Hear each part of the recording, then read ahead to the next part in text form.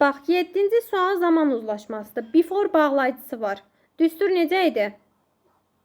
Keçmiş sadə, keçmiş bitmiş. Bəli, before'dan sonraki tərəf past simple, digər tərəf past perfect olmalıdır.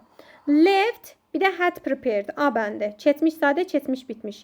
B bəndində leave hansı zamandır?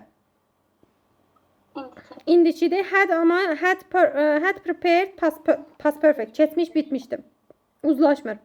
C'də had left yenə past perfectdir. Bu biri prepare ise present simple. İndiki zamandır. Keçmişlə indiki uzlaşmır.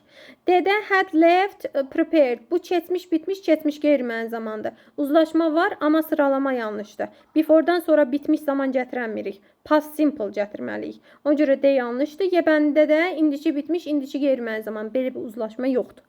Baxmayaraq ki, eyni zaman formasıdır, amma bunlarda uzlaşma olmur. İndiki qeyri-müəyyən zaman, indiki bitmiş zamanla uzlaşmır. Tamam mı?